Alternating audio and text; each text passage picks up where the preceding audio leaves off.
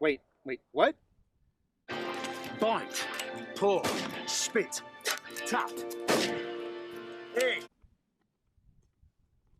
But that's not what they taught me in depot. Spit, tap. Hey. Spit? Spits the bullet. No ramrod. Just a gentle tap of the butt to send it down. Save 20 seconds. Which part? Am I biting this off? Like this? That's like really hard. Bite, paw, spit. Powder in, then spit it in. Oh, like loaded, like primed and loaded. Like spit the ball down there. Spits the bullet. No ramrod. Just a gentle tap of the butt to send it down. Are you sure? Bite, paw, spit. Right? Bite, pour, got it, but spit. Bite, paw, spit, tap, hey. Pour, and then spit. But the gun is loaded, sir. Spit, tap, hey. Spit, tap. Hey. Is there another officer I can talk to? If you see any man doing anything not in the manual, Take his name, sir. give him half a pint of rum on the spot, Mr. Denny. Is there someone else I can talk to? Is like a supervisor? Stop showing off, Sharp. Yes, sir.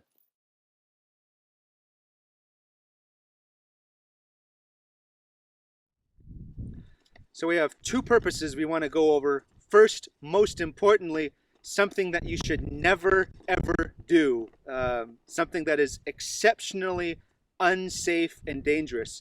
And that is the bite, pour, spit, tap, or tap loading that was popularized by the Sharp series from 20 some odd years ago, in which Richard Sharp trains the Essex Regiment to load their muskets by biting the cartridge, putting the bullet in their mouth, pouring the powder, and then spitting the bullet down the barrel, which gave them some kind of advantage because they didn't have to use the ramrod.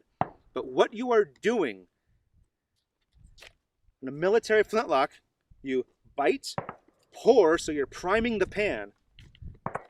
That is now primed and half-cocked, but are you really going to trust your life to the half-cock notch on the tumbler of a reproduction or, God forbid, an original firearm? So this is essentially primed. You're pouring the rest of the gunpowder down the barrel, and then you're putting your mouth over the muzzle and spitting a bullet down the barrel. It should not be rocket science that this is one of the most foolish things you can possibly do. And we've seen that reproduced in film and in person, so it's some people are dumb enough to do it. I have seen, unfortunately, some YouTube videos of reenactors shooting live rounds with this method, and I guess it didn't occur to them that they're literally putting their head over a loaded musket. If you've been shooting for a long while, there could be a glowing, burning ember. I've reenacted for 15, 20 years. I've seen that happen 3 or 4 times. The point is, it can happen. And why would you expose yourself to even that remote possibility? No, there's never any justification We do a lot I of can think dangerous of. things out here, but nothing that dangerous. That is dangerous to the point of being foolhardy. And less important to the actual safety of it is the historical context of it. It was not done. Are you aware of any instances of people spit loading bullets in their barrels in British military service at any point from the advent of firearms to the arrival of a breech loader? No, the only thing close to it is when you have such an undersized ball that you don't need to ram. but Yes. nothing like But you're not holding. spitting it down the barrel. It's just getting dropped. And there are references to that. So historically, this dates from the American Revolution. There are accounts of pouring the powder from a cartridge and then reaching in and just dropping a ball that is not wrapped in paper. There's no historical justification for biting off the ball. And I don't know how you can do that. So the makeup of a historical cartridge, if the end that's meant to be bitten off is this end with the big tail on it. It's a convenient point to tear open the cartridge, and then you can prime the pan once you've torn it. Then you can invert the cartridge, pour the powder down the barrel, and then stuff the bullet in. If you're biting the bullet end of the cartridge off, I really don't see how that is possible without spilling the powder all over the place. It's not like putting that like in and out and tearing the bullet off. Or you're just supposed to keep 5 or 6 just in your cheek, Oh, just like a squirrel. just like they did back then.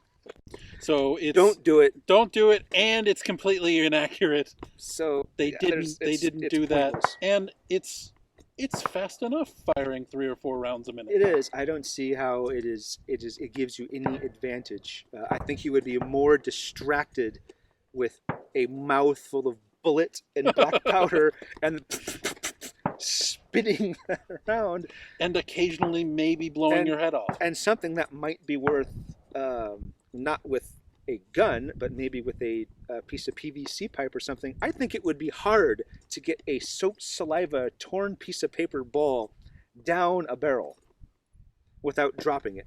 I think it would slow you down. So it's historically pointless. It's exceptionally dangerous, and there's Like most no- like most things in the Sharp series. it has its moments, but very few can put your life in danger. So please don't do this at home or on the range or tell anyone else about it. And don't go on the message boards and forums and on Facebook and on YouTube comments and say, well, back in the Civil War, they used to put bullets in their mouth and spit them down the barrel. It categorically did not happen. So be safe. Don't blow your heads off with Brown Bess. And don't bite. don't Pour. bite the Spit. Tap. Aim.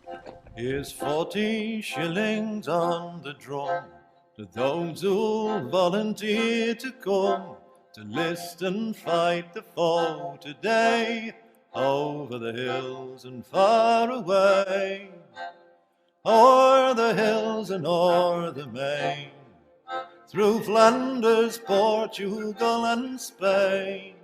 King George commands and we